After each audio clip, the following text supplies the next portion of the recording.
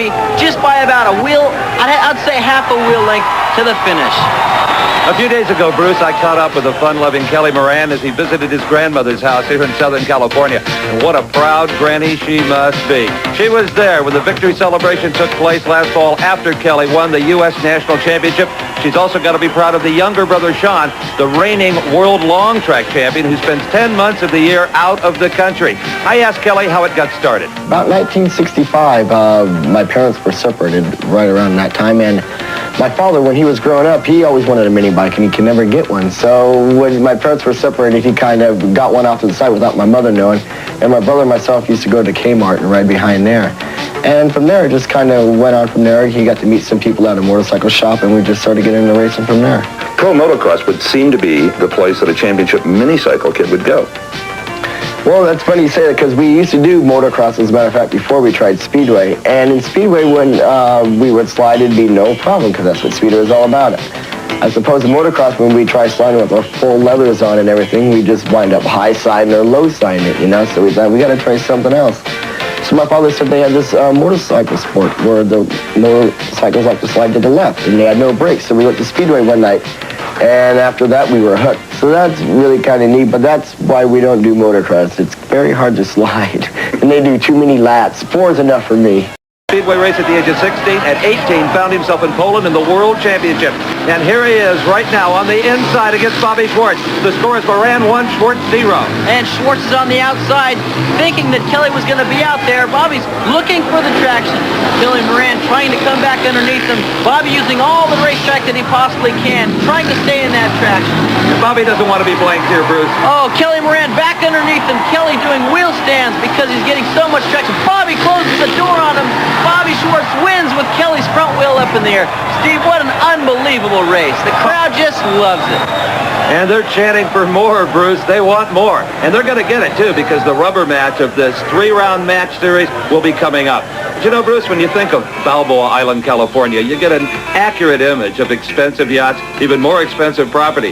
The beautiful people leading a seemingly idyllic lifestyle, which you might not expect to find in a back alley off of the village's main street, is the winter headquarters of an international speedway star. Yep, this is where Bobby Schwartz gets it done when he's in this country. Parts and pieces scattered all over on 4 motorcycles. He has 30 spread out all around the world.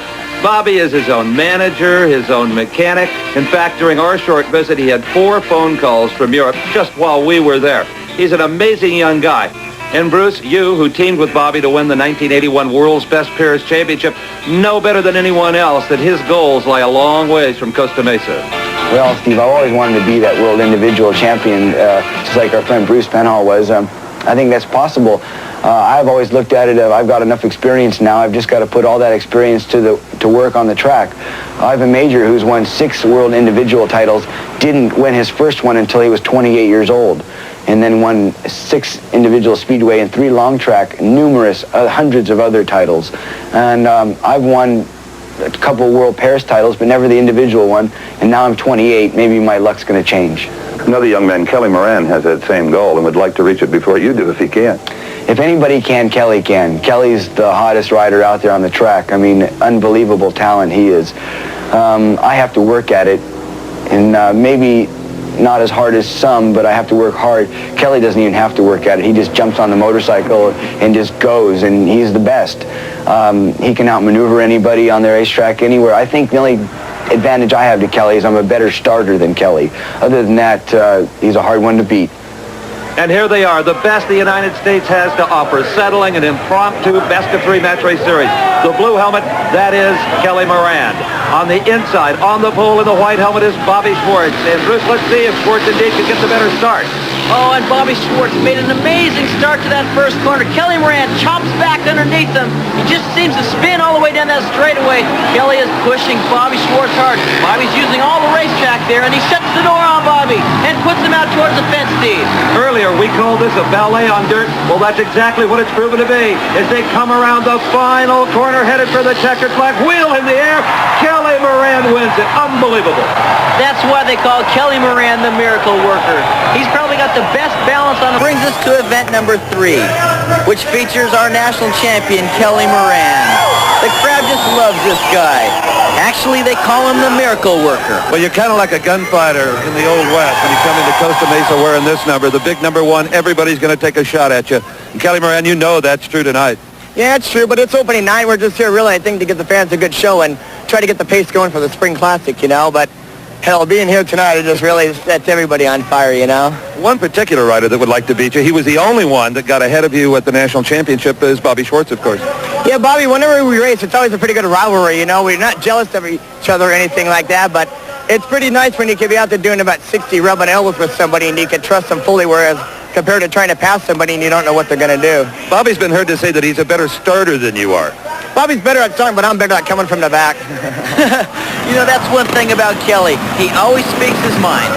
And there he is back on the 50-yard line where he's alongside number 2, Alan Crazy Christian. This is a pair of riders in front of them on row number 3, the 40-yard line, number 21, Sterling Kogar, and number 10, Rick Miller. All by himself in row 2 is John Foster, and up against the tapes, number 15, Randy Blevins. Smoke coming out of the pipe. The tape gate flies, and we've got to start, Bruce. Now, there's nothing to worry about when you see a little bit of that smoke, Steve. All it is the bikes are running a little rich from rolling up to the line. Well, number 15, Randy Blevins, started in front, and he stays in front. But look at the back of the pack. Here comes number 1, Kelly Moran. He started in another dip. Down goes Rick Miller. Down goes Alan Christian. Picking his way through a battlefield is Kelly Moran. That's one thing about Kelly Moran. He is such a crowd pleaser. He can come from the back on almost any occasion. Number 1, Moran, riding with total abandon. He's around John Foster. Sets his sights on Randy Blevins. Blevins is down. Foster lays his bike down. Still collides with Blevins. And for Kelly Moran, the red flag is out. It could cost him all of that, Bruce. You can see this man, number 15, Randy Blevins, oversliding a little bit coming out of the corner. His left leg is completely behind him, which he has no control whatsoever.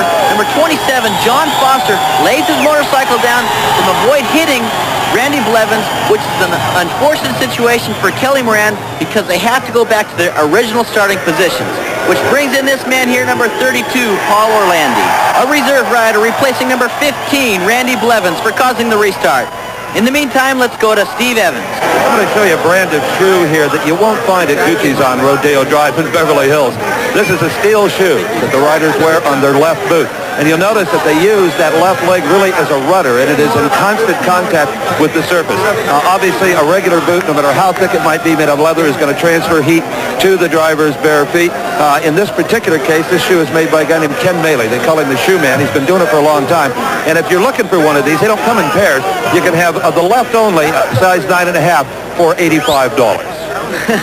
Well, Steve, there's nothing inexpensive about this sport, which brings us back to the restart of event number 3. And the crowd really didn't want this restart, Bruce. They like things the way they were with Kelly Moran in front. Now it's Paul Orlandi, the reserve rider, sweeping down into turn number 1.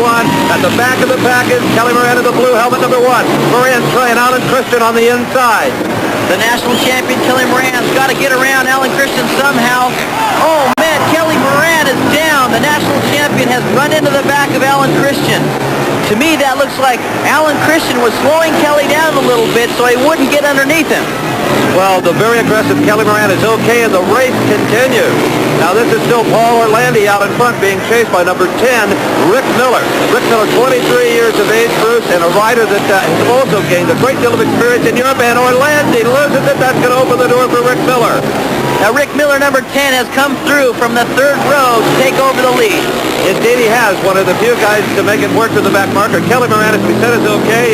He's now inspecting his motorcycle. He'll be in the scratch racing to come. Number 10, Rick Miller, heads for that checkered flag that Kelly Moran feels rightfully belonged to him.